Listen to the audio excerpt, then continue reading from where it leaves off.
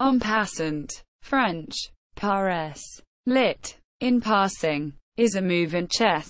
It is a special pawn capture that can only occur immediately after a pawn makes a double-step move from its starting square, and it could have been captured by an enemy pawn had it advanced only one square.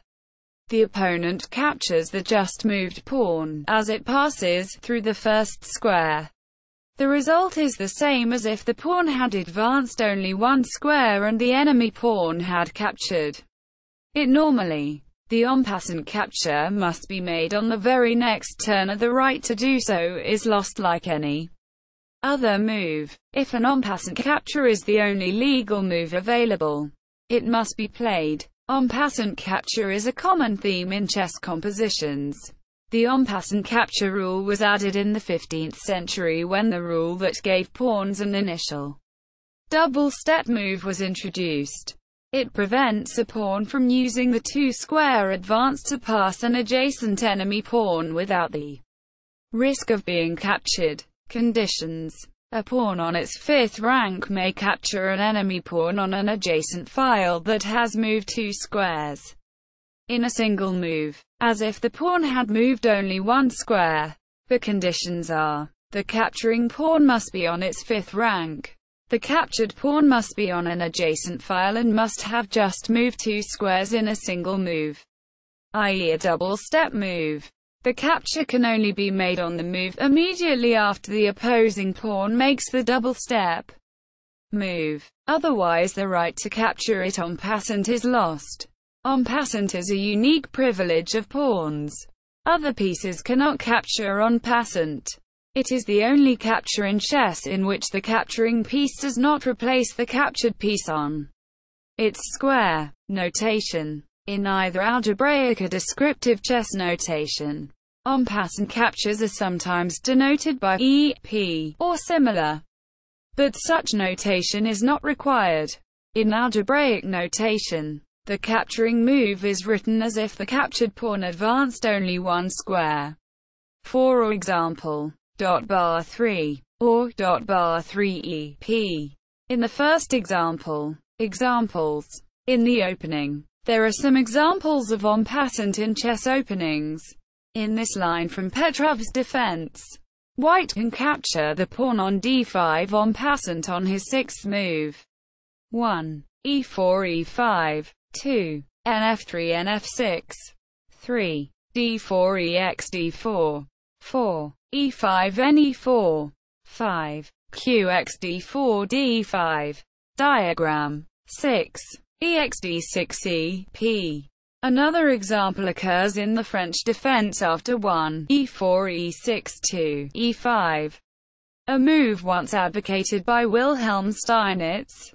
If black responds with 2, d5, white can capture the pawn en passant with 3.x6. Likewise, white can answer 2, f5 with 3.x6 ep. An example is from this game by Steinitz and Bernhard Fleischug. 1. e4 e6. 2. e5 d5. 3. exd6 ep. Unusual examples. In the diagram, if black plays g5+, it seems to checkmate white. But it is in fact a blunder. Black overlooks that white can counter this check with the en passant capture fx g6, which cross-checks and checkmates black. This game is a draw if neither side errs. Another example is this game between Gunnar Gundersen and Albert H. Foul. Black has just moved his pawn from f7 to f5. White could capture the f-pawn en passant with his e-pawn, but instead played 13. h5 plus kh6. 14. nxe6+. Note that the bishop on c1 affects the check via a discovered check. 14. kh7 results in 15. qxg7 hash. 14. g5. 15. hxg6 p hash. The en passant capture and discovered checks place black in checkmate from white's rook on h1, even without help from white's bishop.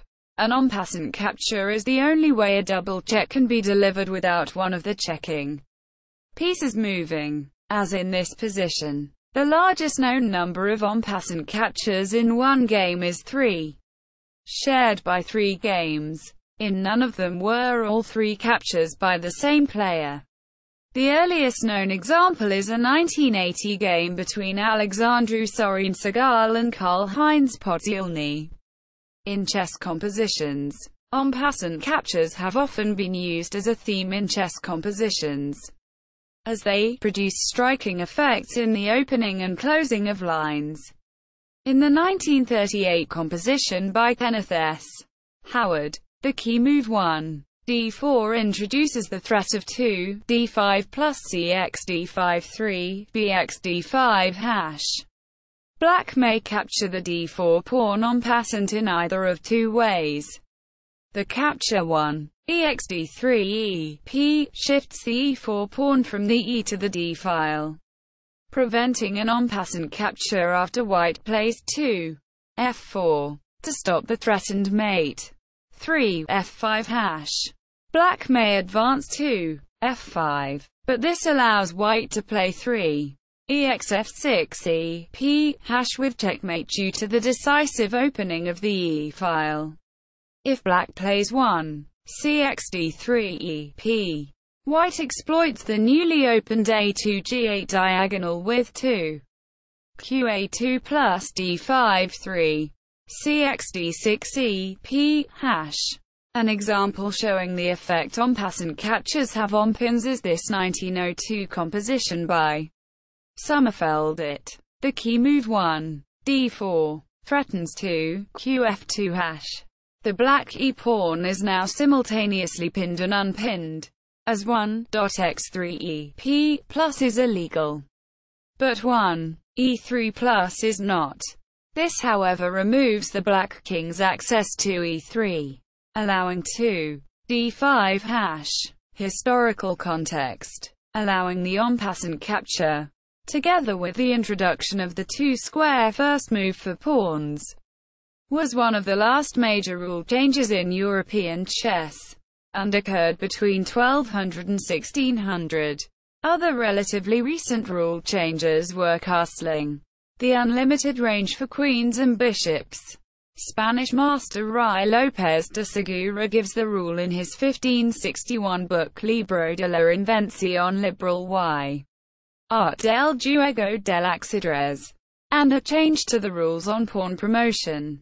In most places the en passant rule was adopted at the same time as allowing the pawn to move 2 squares on its first move, but it was not universally accepted until the Italian rules were changed in 1880. The motivation for en passant was to prevent the newly added 2-square first move for pawns from allowing a pawn to evade of capture by an enemy pawn. Asian chess variants, because of their separation from European chess prior to that period, do not feature any of these moves. Threefold repetition and stalemate. The possibility of an en passant capture is relevant to the claim of a draw by threefold repetition. 2 positions with the same configuration of pieces, with the same player to move, are for this purpose considered different if there was an opportunity to make an en passant capture in the first position, and that opportunity no longer exists in the second position. In his book on chess organization and rules, international arbiter Kenneth Harkness wrote that it is frequently asked if an en passant capture must be made if it is the only legal move. This point was debated in the 19th century, with some arguing that the right to make an en passant capture is a privilege that one cannot be compelled to exercise. In his 1860 book Chess Praxis, Howard Staunton wrote that the en passant capture is mandatory in that instance. The rules of chess were amended to make this clear. Today, it is settled that the player must make the move, or resign. The same is true if an en passant capture is the only move to get out of check. See also, Pawn, Rules of Chess. Bibliography. Just, Tim, Berg, Daniel B. 2003. U.S. Chess Federation's Official Rules of Chess. 5th ed. Mackay. ISBN 0-8129-35594. Winter, Edward. 2006. Chess Facts and Fables. McFarland. ISBN 0-7864-2310-2.